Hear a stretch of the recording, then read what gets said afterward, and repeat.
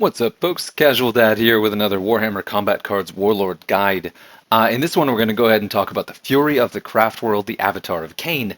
Now, I originally did this as part of a Bruisers video that included the Avatar, Ghazghkull, and Abaddon, but I want to go ahead and make sure that it makes sense, so I have all of the guides in order by cost, in the order they should be, and so the Avatar needs his own video, so here we are. So weighing in at 73 points, now the second most expensive of any of the warlords in the game. The Avatar is a pretty fantastic character. Super amazing. I'm really glad they updated the artwork on this one, and it's got a new model, because like an amazing piece on the tabletop in the actual game itself.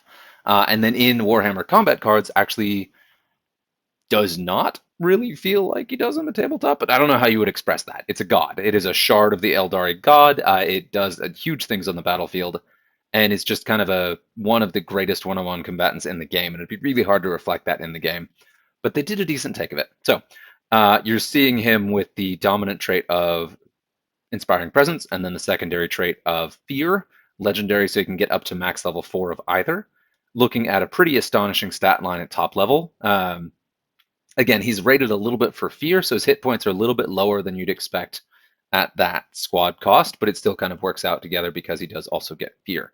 But it's important to note that he's a much more aggressive warlord than some of the other ones who have Fear, because Fear is a secondary trait. So it takes quite a while to get Fear up to level 2, let alone level 3, let alone level 4. You really have to max the guy out, of course, to get that. So he's mainly offensive with that Inspiring Presence, which also feeds into his trait. Call of War. When any card is destroyed, one of your currently deployed Aeldari cards gains plus 15 melee attack. Now, two things on this one. Number one, it's attack type agnostic. Doesn't say how that card is destroyed, and it also doesn't care whether it's friendly or enemy. So it's actually a very corny, doesn't care, what is it? Corn cares not from whence the blood flows. Very much the same for the Avatar of War for the Eldar, so same thing. And so you'll also note the Avatar himself has a pretty spectacular ranged attack as well, which also is triggered by the Inspiring Presence. So you can run an Avatar attack that's all ranged.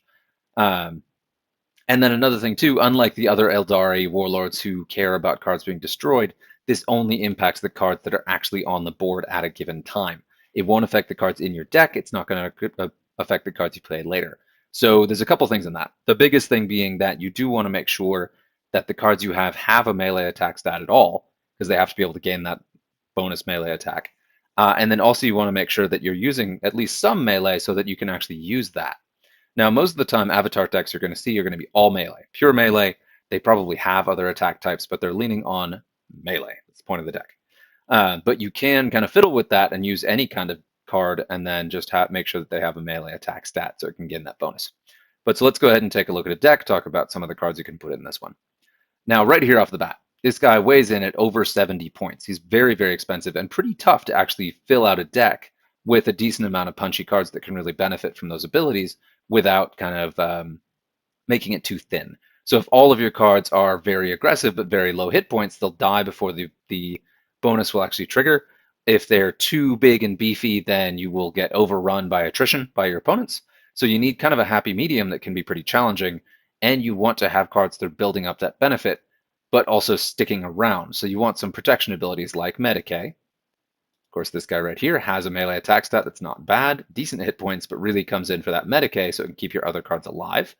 Then you also really benefit from Taunt. I really love this card, especially because he's at a decent price point with a bunch of hit points and already has a really good melee attack stat himself. So he's a great card in the deck, period, let alone that he also has Taunt to help keep your other cards alive. With Taunt, with those hit points, once you get this guy up to the point where he gets that upper maximum of melee stat, that is a really great combination because he'll actually stick around on the board for a long while, even if he is targeted by Taunt. Unless we get Snickerot, in which case, good luck. But yeah, I also like to mix in this guy here. Just recently got buffed, so he's in a really good spot. Having that melee target acquired with an okay hit points and decent melee stat at 14 points is really fantastic. Of course, one of the most common cards you're going to see in any melee Aeldari deck, period, but also does especially well in an Avatar deck, is going to be your Solitaire. Has that Furious Charge, so it can benefit from the Solitaire's, or excuse me, from the Avatar's bonus melee damage when it deploys, if you deploy it against an injured card. Also has a very high melee stat, and is costed aggressively for that melee stat because it only has melee attack. So there's an up and down on that, because you do kind of want other attack stats in there too, just so you can clear shields, take out injured cards, and just be a little bit more flexible. But one place where this guy really shines is he does, again, have a decent price point for the melee hit, has that Furious Charge to hit at least twice, give or take, and good hit points, but then also has a Death Blow that will also benefit from the Avatar's increased attack stat. So as he's racking up those extra melee attack stats, he'll also trigger higher damage when his Death Blow triggers. So this is a deck that I really like. I've been playing with this one a lot.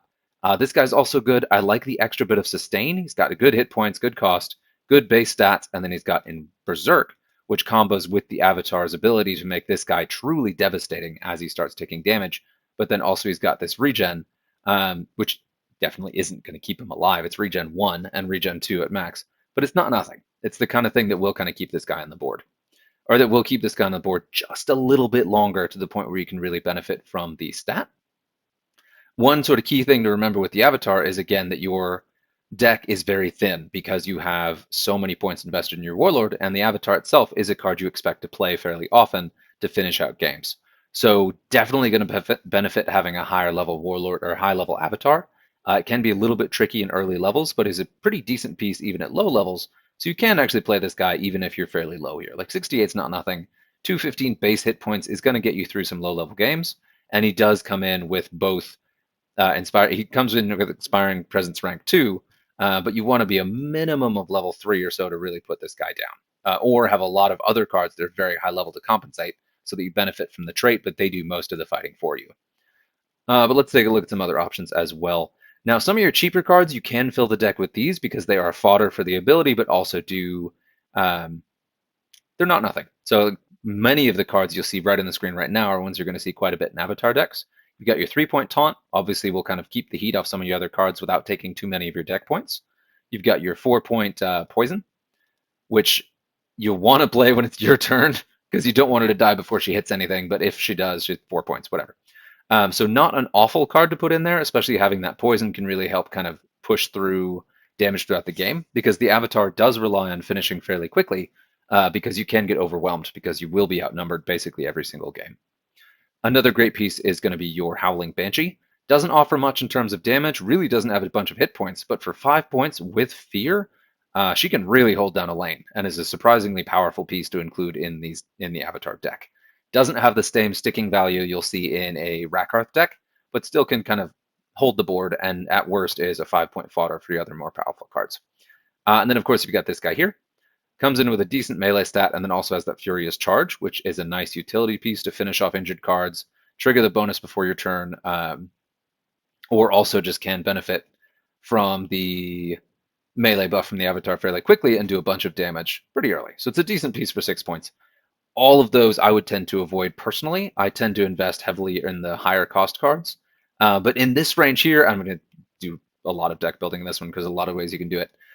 Just like the Banshee, this guy has a decently high, has more hit points, of course, has a much higher melee stat, and trades all of that for being more than twice the cost, and having no ranged attack. But does have the melee buff, which can really come into play in a lot of games if you're forced to ready when there's a turn where you don't want to hit something in melee.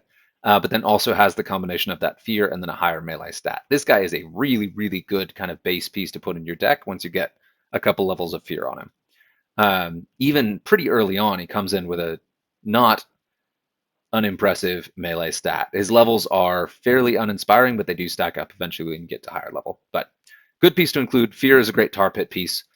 Fear can be a little bit weird, though, where if you overinvest in Fear, it will keep the wrong cards alive, and your Fear card will stay alive while your other cards are dying.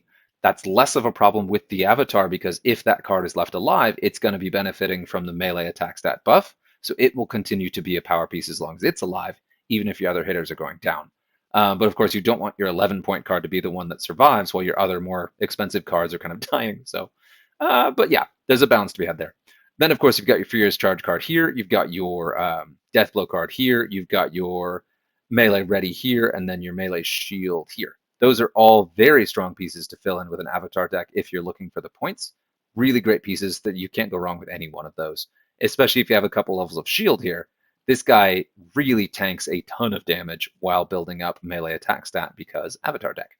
Also has the added bonus of being ready debuff ranged. So if you do have to do a psychic turn where you have to save up, like say a Badrek deck, for example, you don't want to punch it too soon. You can build up that melee stat and he will keep your cards alive from an offensive range deck while you're doing it. So you do want to keep an eye on those readies. So both the shield guy and then your death blow guy, the death blow banshee here, both have really good benefit on that.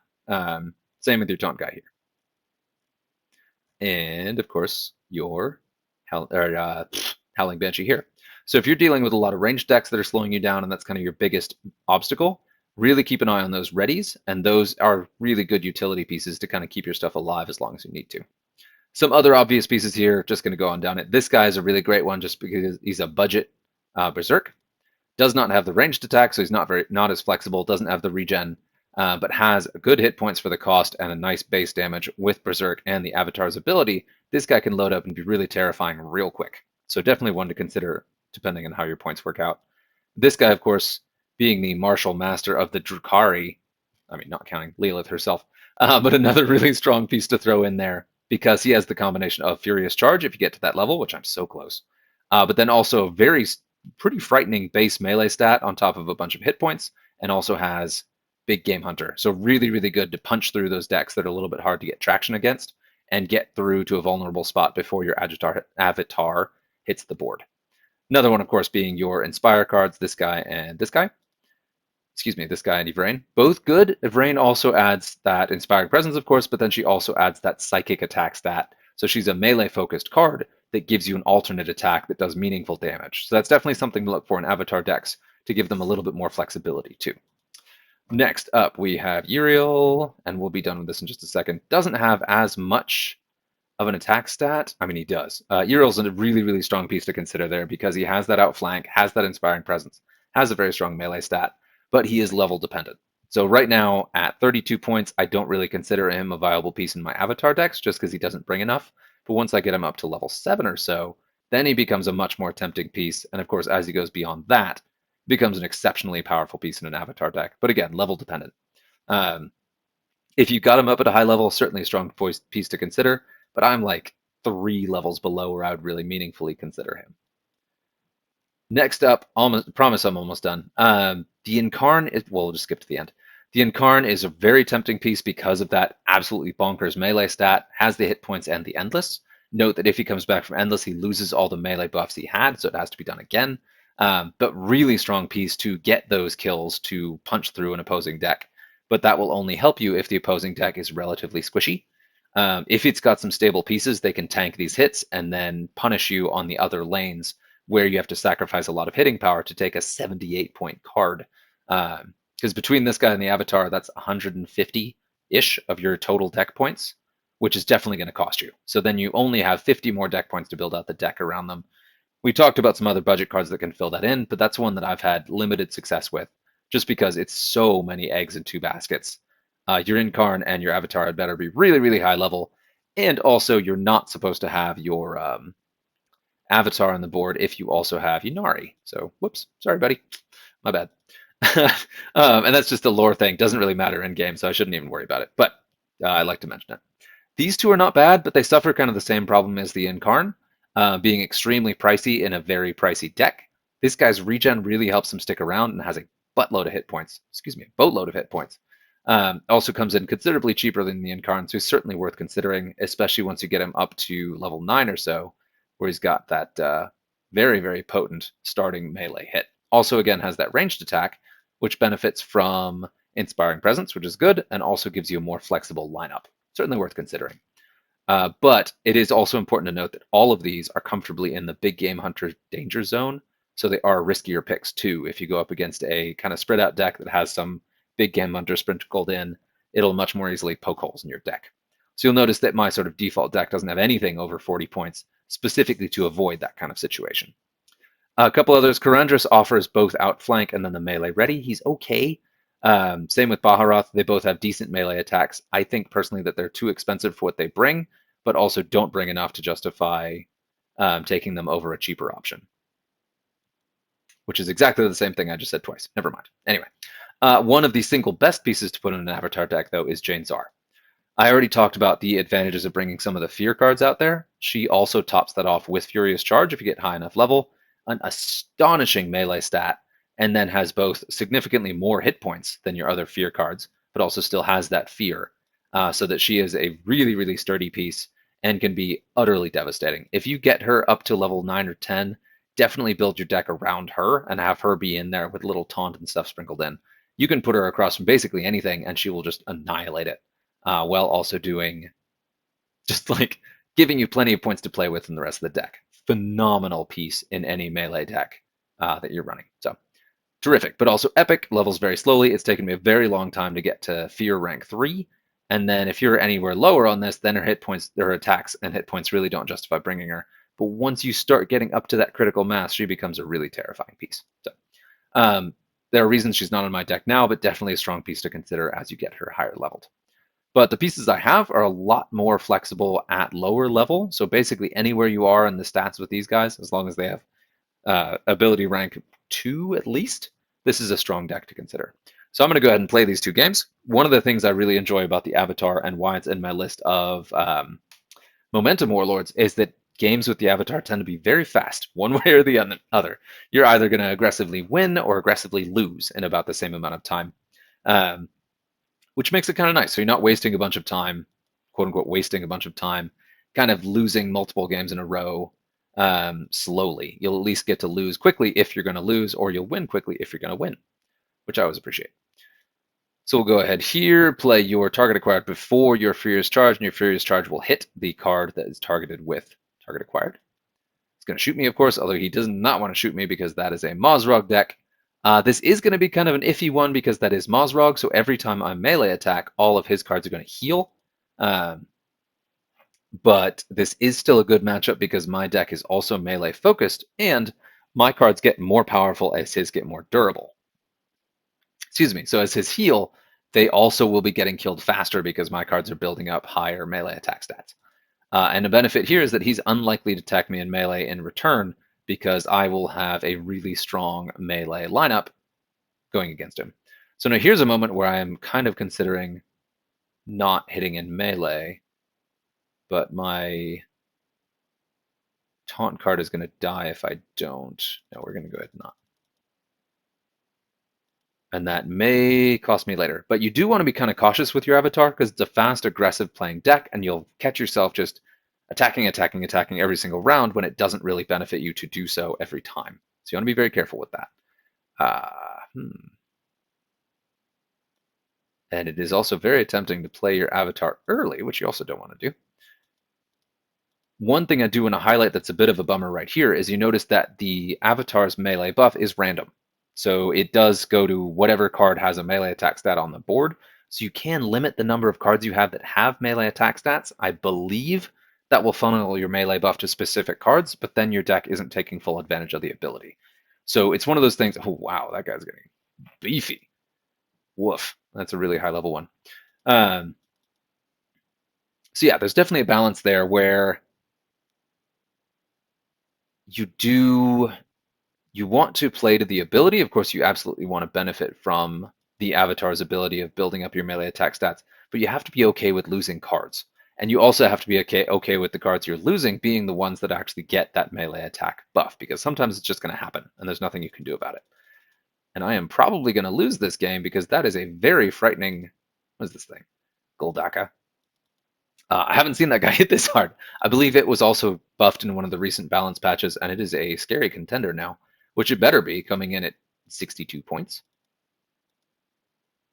Because you do give up a lot bringing that much. Now, my fear may be enough to get through to Mozrog himself, but then I better be able to close out this game, which I might be able to do. That fear is really doing some work. The Avatar didn't always have fear, and if yours is lower level, you may not ever benefit from that multi-rank fear, or at least that's something you're missing, which is huge. Having that multiple levels of fear on this guy really, really helps with his durability.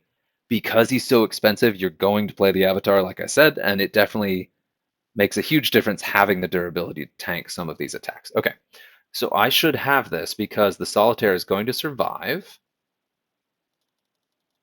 And if the Solitaire is alive for a single lane attack, then yes, I've got this. Okay. Avatar, always seat of your pants.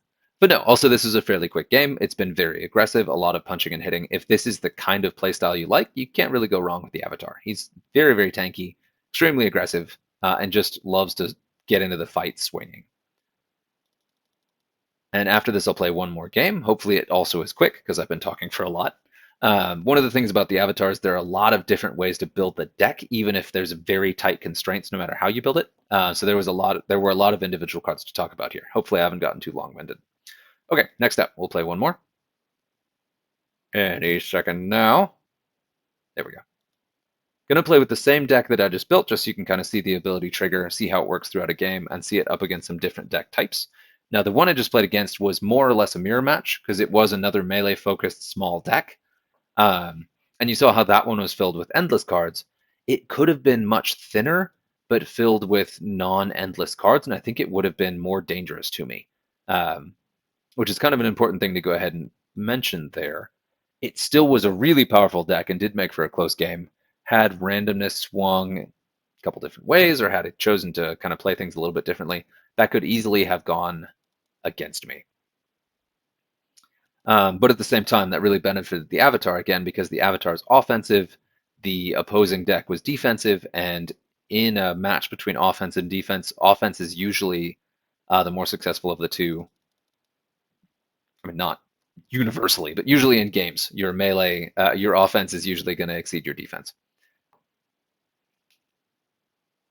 And so in a matchup where it's melee defense versus melee offense, usually the melee offense is going to win. Whoa, that's a lot of hits. And that is why you don't bring cards that cost more than 40 points, because ouch. But one thing I was trying to make sure to mention there is that the endless cards in the Mozrok deck were a downside, because it gave me something to kind of burn through quickly to pull Mozrok out of the deck and then also build up my melee attack stat. Now, that's not always the case, because sometimes those endless cards are a really huge benefit, but I think that what I would have opted to do in place of the player that built that deck is I would build a slightly thinner deck that had maybe one. Ooh, yeah, we should do. Oh, do we have enough to kill that? What do we got here? Okay, we got 135, we got 92. Yeah, that should be enough. I would have opted to have maybe one of those endless cards and then use the extra points to beef up some of the other cards, because that both that taunt and also that endless, and then maybe a Medicae or two would have been better. Oh, I didn't expect that. I thought I was going to take all three to kill it. Sweet. Well, that made this easy. But you can see how absolutely gnarly this can be against a ranged heavy deck. Tolmaron is a really powerful piece, comes up a lot, but you can see that that was just kind of a crushing defeat there. But it took all of the tools. Medicae kept my key cards on the board. Taunt kept some of them alive in key turns. Target acquired let me clear the board in the exact way that I wanted to when I needed to. That really all worked together, and that's why I like this particular build of the deck, because it's got all the tools you need to kind of move games along. Hopefully. Anyway, that was it. I've talked a bunch. That is your Avatar of Khaine deck building guide. Hopefully that was helpful, and let me know if you have any questions.